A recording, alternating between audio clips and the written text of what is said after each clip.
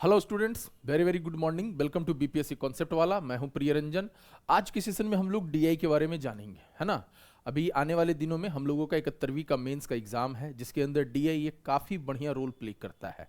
तो बहुत सारे लोग हैं जो पहले भी मेंस दे चुके हैं या पहले से डीआई से फैमिलियर हैं, बट बहुत सारे लोग हैं जिनको डीआई में इशू है। बहुत सारा आपका फ़ोन आ रहा था, हेल्प डेस्क के ऊपर रिक्वेस्ट आ रहा था कि सर डीआई को लेकर भी कुछ बताइए, कुछ कीजिए कि आखिर कैसे डीआई को करना है।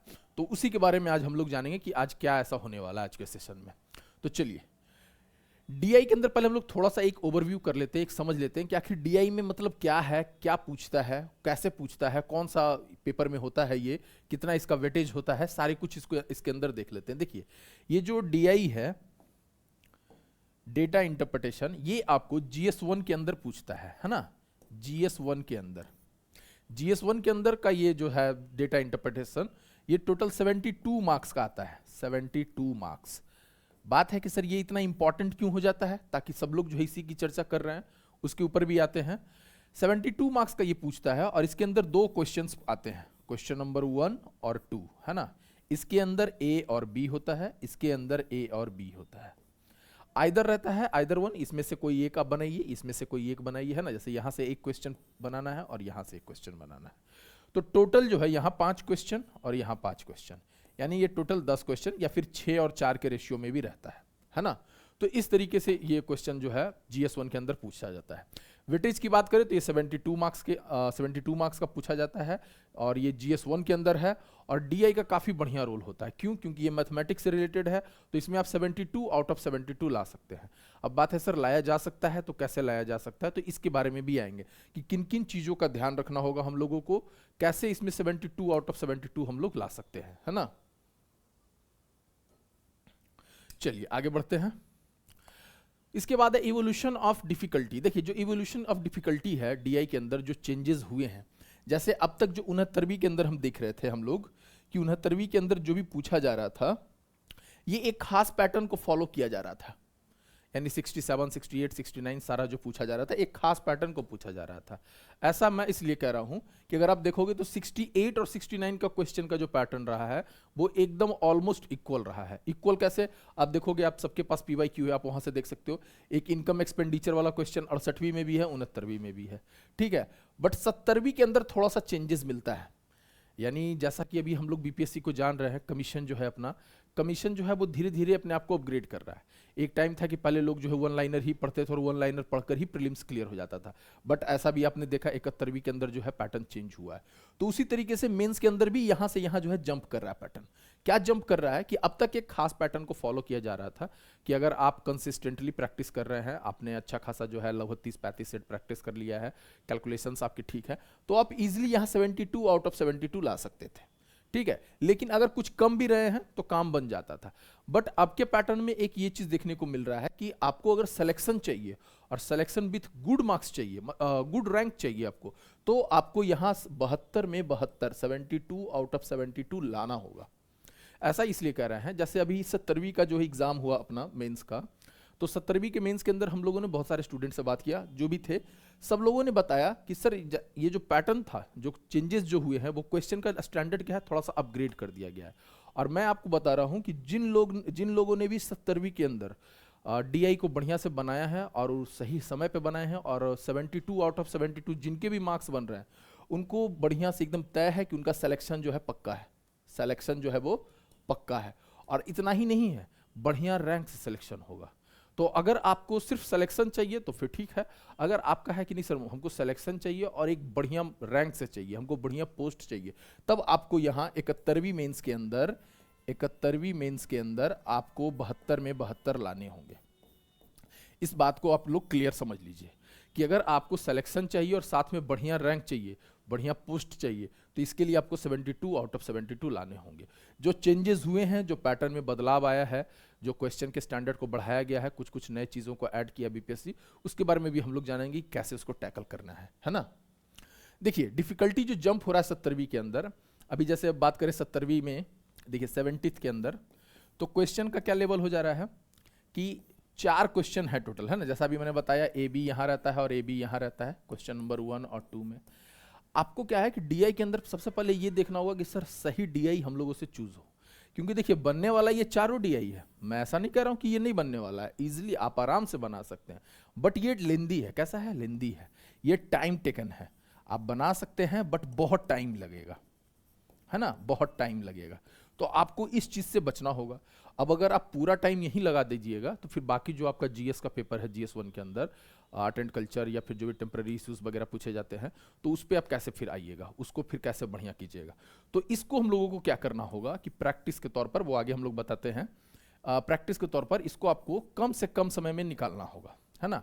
70वीं की जो हम लोग बात कर रहे थे, तो इसके अंदर डीआई कैसा पूछा था? लेंदी पूछा था। मतलब 4 डीआई में ज्यादातर लोग जो है पहला वाला डीआई को अटेम्प्ट किए थे, 7 स्टेट्स से रिलेटेड था, है ना। उसका जो डेटा था काफी इन लार्ज फॉर्म में था, और जो आप कैलकुलेशन कर रहे थे, जब उसको सॉल्व कर रहे थे, तो उसमें भी काफी ज्यादा कैलकुलेशंस और लैंग्वेजेस को लिखना पड़ रहा था। जबकि बाकी 3 डीआई कैसा था कि सर 3 डीआई एकदम इजी था, मतलब तुरंत बनने वाला था, नहीं ऐसा नहीं है। बट ये इसके मुकाबले ये तीनों बढ़िया थे, और इन तीनों में से कोई भी 2 अटेम्प्ट किया जा सकता था, और आप सही समय पे निकल सकते थे। तो हम लोग डीआई के अंदर पहले ये जानेंगे कि डीआई को कैसे सही डीआई को हम लोग पिक करें, है ना। क्योंकि अगर सही डीआई पिक हुआ तो ठीक है, अगर आपने गलती से कोई टाइम टेकन वाला डीआई उठा लिया तो वो फिर आप फंस जाओगे, और इसका पूरा इम्पैक्ट आपके पूरे पेपर पे पड़ेगा, और आपका जो जीएस वाला पेपर है वो पूरा कॉम्प्रोमाइज हो जाएगा, और जिसके कारण सिलेक्शन में जो है बाधा आएंगी, है ना। तो इन सब चीज़ों से बचना होगा। The importance of practice in DI, जैसा कि अभी हम बता रहे थे आप लोगों को कि क्या करना होगा कि सर डीआई में 72 आउट ऑफ 72 लाया जा सकता है। तो इसके लिए 2 चीजें हैं, एक है स्पीड और दूसरा है एक्यूरेसी, है ना। स्पीड और क्या है? एक्यूरेसी। कहने का मतलब ये है कि सर स्पीड को हम मेंटेन करें और हम आधे घंटे में बना दें, 25 मिनट में बना दें, तो मेरा काम हो जाएगा। बट ये इंपॉर्टेंट नहीं है कि आप 25 मिनट में बना दिए, 25 मिनट में आप 10 क्वेश्चन बना दिए और घर आकर आप समझ रहे हो कि आपको 72 में 72 आ रहा है, बट ये 10 क्वेश्चन में 5 क्वेश्चन आपने गलत अटेम्प्ट कर दिया। गलत अटेम्प्ट कर दिया तो फिर वही जो है ये आपका जो है मतलब पेपर कॉम्प्रोमाइज हो गया।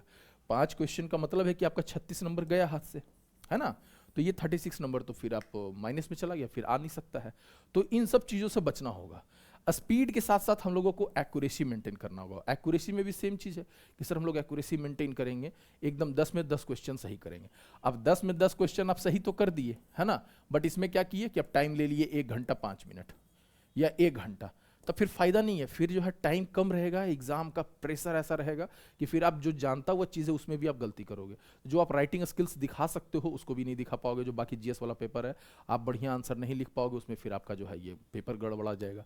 तो यानी कहने का मतलब ये है कि सर हम लोगों को दोनों चीज़ को साथ साथ लेकर चलना होगा, स्पीड और एक्यूरेसी को, है ना।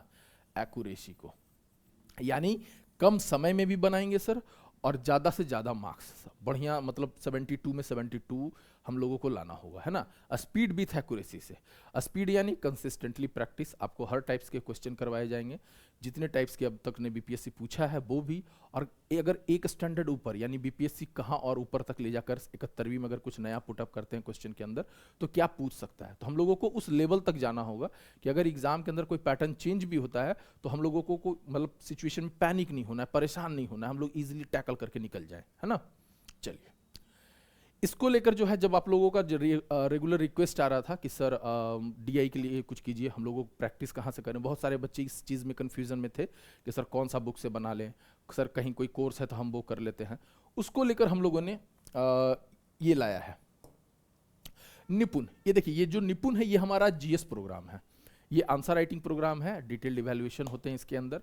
ये कंप्लीटली ऑनलाइन प्रोग्राम है। कैसा है? ऑनलाइन प्रोग्राम है, ऑनलाइन प्रोग्राम है निपुण, है ना। इसके अंदर अभी तक हम लोग जो है सीख रहे थे, अभी चल रहा था निपुण ऐसे चल रहा था, निपुण पॉलिटी चल रहा था। ये पेपर वाइज होता है, सब्जेक्ट वाइज होता है। कैसे होता है? सब्जेक्ट वाइज होता है, वैलिडिटी रहती है इसकी 1 महीना, और आप इसमें आंसर राइटिंग करते हैं और सीखते हैं कि कैसे जो है मेंस का आंसर राइटिंग करना है। तो निपुण को लेकर ही जो है हम लोग फर्स्ट टाइम निपुण डीआई ला रहे हैं आप लोग की रिक्वेस्ट पे कि सर प्रैक्टिस कहाँ से करें। तो जो निपुण डीआई है अपना, ये फर्स्ट टाइम आ रहा है, और ये भी कंप्लीटली ऑनलाइन प्रोग्राम चलेगा, है ना। कैसा होगा? ऑनलाइन। अगर की फीचर्स की बात करें कि सर इसके अंदर क्या होगा, कैसे होगा, तो वो भी मैं आपको समझा दे रहा हूँ, शेड्यूल भी दिखा दूंगा कि कैसे इसको करेंगे। इसके अंदर हम लोग टोटल जो है 4 वीक का जो है ये रहेगा, है ना। ये जो कोर्स होगा निपुण डीआई, ये टोटल 4 वीक के लिए होगा, और इसकी वैलिडिटी 1 महीना, कितना? 1 मंथ, 1 महीना इसका ये वैलिडिटी रहेगा, ठीक है। और 4 वीक के अंदर हम लोग इसको जो है सीखेंगे। इसके अंदर बेसिक से डीआई का जो है प्रैक्टिस जो होगा बेसिक से होगा। लाइन ग्राफ है, पाई चार्ट है, बार ग्राफ है, मिक्स्ड ग्राफ है, जितने भी टाइप्स के डीआई है वो सबको इसके अंदर सीखेंगे। प्राइसेस की बात करें तो 349 है, वो आप लोगों को अपडेट दे दिया जाएगा। और ये कम्प्लीटली ऑनलाइन चलेगा, आंसर राइटिंग प्रोग्राम रहेगा। इसके अंदर हम प्रैक्टिस करवाएंगे, डिटेल इवैल्यूएशन होगा। और हम आपको बता दे रहे हैं इसके अंदर जो ये दिया गया है शेड्यूल, है ना। शेड्यूल क्या है कि पहले वीक में हम लोग लाइन ग्राफ को सीखेंगे। यहाँ मेंशन है कि पहले इजी रहेगा, देन मॉडरेट, देन डिफिकल्ट, ये टफ है ना। तो हम लोग इसके अंदर क्या करेंगे, पहले इजी वाले से शुरुआत करेंगे। क्योंकि देखिए बहुत सारे लोग हैं जिनका डीआई ठीक है या जो पहले मेंस दे रखे हैं, बट बहुत सारे स्टूडेंट ऐसे हैं जिनका जो है डीआई वीक है या फिर जो है फर्स्ट टाइम मेंस दे रहे हैं, तो डीआई से बहुत ज़्यादा परिचित नहीं है। तो उन सबको लेकर जो है इसको तैयार किया गया है कि आप इजी, मॉडरेट और डिफिकल्ट हर लेवल को बनाएंगे, ठीक है। और ये जो 4 वीक है, week 1, week 2, week 3, week 4, copy जब आपका चेक होगा, एक चीज़ और इसमें, जैसे ये 12 तारीख से स्टार्ट है ना, तो इसमें हम लोगों को एक चीज़ का हमेशा ध्यान रखना है कि कॉपी हम लोगों को सेम डे सॉल्व करके अपलोड करना है। जैसे ये 12 तारीख का ये अगर पहला टेस्ट है लाइन ग्राफ का, तो क्वेश्चन आपको प्रोवाइड किए जाएंगे, आप उसको सॉल्व करके 12 तारीख को ही अपलोड करेंगे, है ना। ये नहीं कि सर एक दिन नहीं 2 दिन हम अगले बार करेंगे, नेक्स्ट वीक में करेंगे। इस तरीके में क्या होता है कि आपका प्रैक्टिस छूट जाता है। प्रैक्टिस छूट जाने के बाद फिर कॉपी इवैल्यूएट नहीं हो पाता। ये बहुत तरीके अलग अलग तरीकों का प्रॉब्लम जो है आप लोगों को फेस करना होता है। तो आप लोगों को क्या करना है, सेम डे अपलोड करना है ना। दूसरा क्या है कि हर वीक के बाद, जैसे वीक 1 खत्म होगा, लाइन ग्राफ जब खत्म होगा, तो इसका कंप्लीट एक मेंटोरशिप सेशन होगा। हम ही आपके मेंटोर रहेंगे इसके अंदर। मेंटोरशिप सेशन के अंदर सारे लोगों का डिटेल इवैल्यूएशन रहेगा हमारे पास। हम पर्टिकुलरली नाम लेकर जिनका जो भी प्रॉब्लम रहेगा, जहां वो मिस कर रहे हैं, कंटेंट मिस कर रहे हैं, कैलकुलेशंस मिस्टेक कर रहे हैं, या फिर ऊपर से सारा सॉल्व करते आ रहे हैं बट लास्ट में गलती कर दे रहे हैं, तो नाम लेकर सब लोगों को समझाया जाएगा मेंटोरशिप के अंदर कि आपका कहाँ कहाँ मिस्टेक चल रहा है, क्या क्या दिक्कत है, किन किन चीज़ों पर आपको काम करना है। तो इन सब चीज़ों पर जो है बात किया जाएगा, है ना। और ये टोटल 4 मेंटोरशिप होगा। कितना होगा, 4 होगा। हर वीक के बाद एक मेंटोरशिप सेशन चलेगा। क्लियर है। टारगेट जो हमारा होगा वो होगा 72 आउट ऑफ 72। यानी हम लोग जब लास्ट वाला जब तक आएंगे ये चौथे वीक पे, तो हम लोगों का प्रैक्टिस इतना हो जाएगा कि हम लोग जो है फिर 72 आउट ऑफ 72 एक्सपेक्ट कर सकते हैं। बहुत सारे स्टूडेंट हैं जो मेंस टेस्ट सीरीज में भी इनरोल है यहाँ या कहीं और, वो मेंस टेस्ट सीरीज भी दे रहे हैं। तो इसके थ्रू ये फायदा होगा आपको कि जब आप टेस्ट देंगे तो आपके मार्क्स वहाँ से ही इंक्रीज करना स्टार्ट कर देगा। जब मार्क्स इंक्रीज होगा तो आपके अंदर एक कॉन्फिडेंस बनेगा। तो कॉन्फिडेंस बनने से क्या होगा कि आपको लगेगा कि चलो ठीक है, मेरा तैयारी बढ़िया चल रहा है। तो एग्जाम से जो अब तक डर का माहौल है, जो डर रहे हैं, उस चीज़ को जो है मतलब बाहर हो जाएगा वो चीज़, है ना। तो ये हम लोग क्या करेंगे, प्रैक्टिस के थ्रू करेंगे। दूसरा चीज़ क्या है डीआई के अंदर, कि एक चीज़ पहले क्लियर समझ लीजिए कि डीआई में क्या होता है ना, कि जैसे 2 तरीके के स्टूडेंट हैं। एक है साइंस वाले या फिर इंजीनियरिंग बैकग्राउंड वाले, और एक है आर्ट्स कॉमर्स वाले। तो जिनका साइंस वाला बैकग्राउंड है, जिनका या फिर जो इंजीनियरिंग बैकग्राउंड वाले हैं, उनके दिमाग में ये रहता है कि सर मेरा तो बैकग्राउंड ही मैथमेटिक्स से रहा है, इंजीनियरिंग किए हैं, या फिर मैथ ऑनर्स है मेरा, या फिर सर फिजिक्स पढ़े थे, सब्सिडरी में मेरा मैथमेटिक्स था। तो सर डीआई क्या है ना कि हम अभी जीएस पे मेहनत करेंगे और एग्जाम के टाइम से, एग्जाम से पहले हम 2-3 साल का पीवाईक्यू लगा लेंगे और जाकर एग्जाम दे देंगे, ईजिली आ जाएगा। मैं पहले भी बोला हूँ कि ऐसा नहीं है कि वो क्वेश्चन सॉल्व करने वाला नहीं रहता। क्वेश्चन जो है ना तो बहुत इस तरीके से रहेगा, क्वेश्चन का डेटा जो है क्लियर आपको वहाँ दिखेगा और आप उसको टाइमली बना भी सकते हैं। बट ये तब जब आपका प्रैक्टिस है, तो वो ओवर कॉन्फिडेंट में जो है अपना नंबर कम कर देते हैं। और वहाँ डीआई में चूंकि वो पहले से प्रैक्टिस रहता नहीं है, 2-3 साल का बस पीवाईक्यू करके गए हैं, तो उस बेस पे कि भाई बहुत हल्के में लेना डीआई को, वो अपना पेपर खुद गड़बड़ कर देते हैं। बच गए दूसरे वाले हो गए आर्ट्स कॉमर्स वाले, वो इस नाम से ही डर जाते हैं कि सर डेटा इंटरप्रिटेशन, बाप रे ऐसा क्या चीज़ है सर। तो वो इस चीज़ से ही जो है वो डर जाते हैं, है ना, कि सर कुछ लगता है हार्ड चीज़ है। तो वो पहले से ही मेंटली प्रिपेयर्ड हो जाते हैं कि सर हमको जीएस पे खूब मेहनत करना है। इसके अंदर वो पहले से ही मेंटली प्रिपेयर्ड रहेंगे कि सर 10 क्वेश्चन में हम देखेंगे, अगर 4-5 क्वेश्चन में बन जाएगा तो ठीक है, बाकी हम जीएस में पढ़ लेंगे। नहीं, अंतर ये है कि जो जीएस पेपर का जो आपका जो क्वेश्चन रहता है 38 या 8 मार्क्स वाला, उस क्वेश्चन में आप जब आंसर करते हैं, वो जीएस का पेपर है, तो आंसर जब करते हैं तो सबका तरीका अलग अलग है लिखने का। मेरा तरीका अलग है, आपका अलग है, किसी और का अलग है, सबका अलग अलग तरीका है।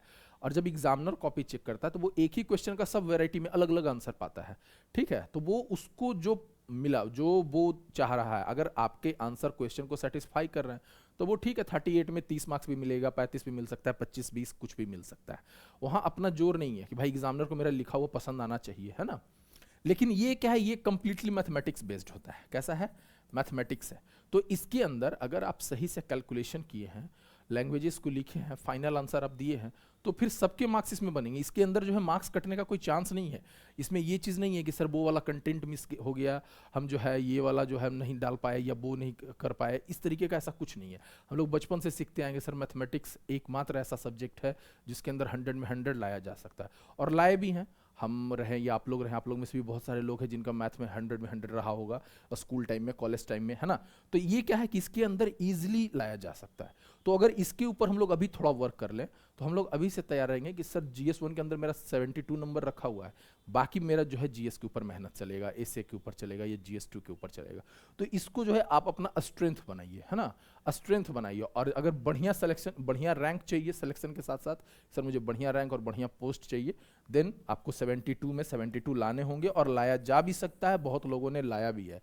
बहुत कुछ ऐसा ये रॉकेट साइंस नहीं है, बस कंसिस्टेंटली प्रैक्टिस की ज़रूरत होती है। इसमें थोड़ा सा क्वेश्चंस के टाइप्स पे डिपेंड करता है कि आप हर तरीके का क्वेश्चन सॉल्व किए हैं। परसेंटेज, रेशियो और ये एवरेज का जो है थोड़ा सा बेसिक कॉन्सेप्ट लगता है, वो आपको मालूम होना चाहिए। चलिए, इसके अलावा ये जो हमारा निपुण DI है, इसके अलावा एक और छोटा सा जानकारी आप लोगों को दे देते हैं कि अभी इसके साथ साथ 2 और निपुण जो है लॉन्च किया गया है, निपुण एसे और निपुण ज्योग्राफी। ये भी सेम ऑनलाइन प्रोग्राम है। इसके अंदर जो है आपको एसे वाला और ज्योग्राफी वाला आंसर राइटिंग करवाया जाएगा। तो वैसे लोग जिनको दिक्कत है कि सर मुझे एसे में समझ में नहीं आता, एसे कहाँ से लिखें, कौन से टॉपिक पे लिखें, मेरे पास कंटेंट नहीं है, तो देन कम टू निपुण एसे, है ना। आप निपुण एसे को ज्वाइन कर सकते हैं। सेम चीज़ है निपुण ज्योग्राफी, निपुण हिस्ट्री, निपुण पॉलिटी खत्म हो चुका है, निपुण ज्योग्राफी को लॉन्च किया गया। तो जिनको ज़रूरत है ज्योग्राफी का कि सर मुझे ज्योग्राफी में इशू है, तो मुझे ज्योग्राफी की ज़रूरत है, तो आप इसमें आंसर राइटिंग कर सकते हैं। और यही चीज़ फिर निपुण DI भी है ना। तो ये तीनों चीज़ जो है आप लोगों के लिए अभी अभी जस्ट लॉन्च किया गया है। और रही बात सर इसको रजिस्टर कैसे करेंगे, तो इस वीडियो के डिस्क्रिप्शन में भी लिंक दिया हुआ है, आप वहाँ से भी परचेस कर सकते हैं, या तो निपुण एसे, निपुण DI ज्योग्राफी, जो भी आपकी ज़रूरत है। दूसरा है कि सर आप हमारे वेबसाइट से ज्वाइन कर सकते हैं। तीसरा है कि आप इसको जो है एप्लीकेशन के थ्रू ज्वाइन कर सकते हैं, है ना। तो ये था निपुण के बारे में। तो जो लोग जानते हैं निपुण को वो अच्छे से समझ रहे होंगे, जो लोग नहीं जानते हैं वो वेबसाइट के थ्रू या फिर इस वीडियो के माध्यम से निपुण के बारे में जान लीजिए। और जिनको ज़रूरत है DI के अंदर कि सर मुझे DI में खूब प्रैक्टिस करना है, अभी से सीरियसली तैयारी करके मुझे अभी से जो है ये लेकर चलना है सर कि एग्ज़ाम के टाइम में हम कॉन्फिडेंट फील करें और मैं ईजिली एग्ज़ाम को क्रैक कर सकूँ, तो आप निपुण DI को ज्वाइन कीजिए। इसके अंदर कंप्लीट प्रैक्टिस करवाया जाएगा। तो आज के सेशन में इतना ही, हम लोग मिलते हैं फिर नेक्स्ट सेशन के अंदर। अगला जो सेशन होगा मेंटरशिप सेशन होगा। पहले आप लोग DI को प्रैक्टिस कीजिएगा, हर टाइप्स के इजी, मॉडरेट, डिफिकल्ट सारे क्वेश्चंस करवाए जाएंगे। और उसके बाद फिर इसका मेंटरशिप सेशन होगा जिसके अंदर सारे लोगों का डिटेल इवैल्यूएशन रहेगा, और मैं आपको बताऊंगा कि किसका क्या मिस्टेक चल रहा है, कैसे आप इन सब चीज़ों पर काम करोगे, कैसे सुधार करोगे। ओके, तो आज के लिए इतना ही, मिलते हैं फिर हम लोग। Thank you.